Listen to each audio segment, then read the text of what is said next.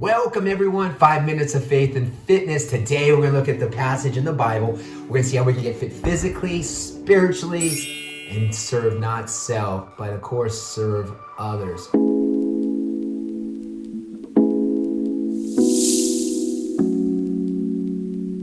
I was taking a look at the event in Katrina. Remember the hurricane? I've never been in a hurricane. We're lucky in Vegas. We don't get much. We get a lot of heat, but we don't get tornadoes, hurricanes, snow flurries, crazy weather like that. But where were you in Katrina? It was 2012, I believe. Yeah, 2012. It kind of came across Florida, picked up some steam. It was like 80 miles an hour, about 150, and then I think it got up to like 170, 180. It went from category 1, 2, 3, 4. I think 5 is the highest category it got to. People were evacuating, like 18,000 people a day, trying to just get out of New Orleans. Man, it went over a span of like 5 days, and they were just wiped out. I don't know if you remember, it was people like on the roofs, people's homes were flooded, pets were getting wiped away. And it was just a big event here in our country. And National Guards came in and people went into the, I think it was a Silverdome. Yeah, Silverdome in New Orleans. Man, it was not enough room to house them all. And buses were coming in and housing them and bringing them into different shelters.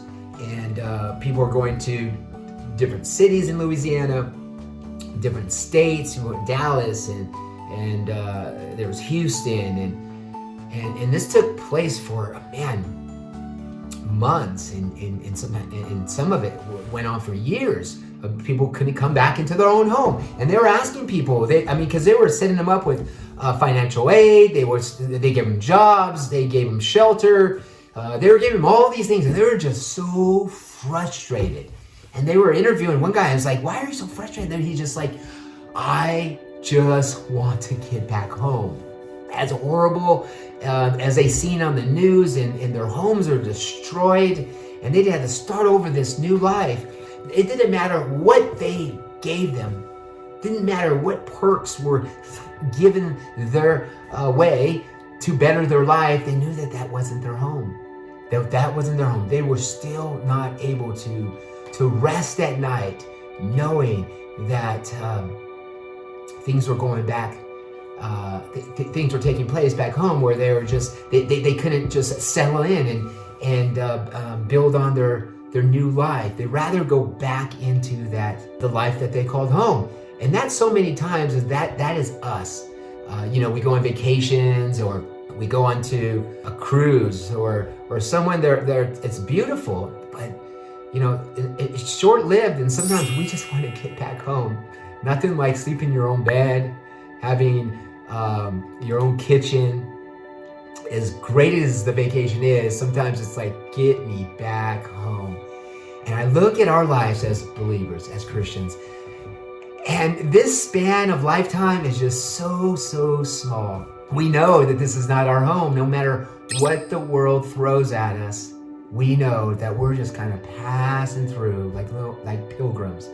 We live in these little tents, but this is not our home.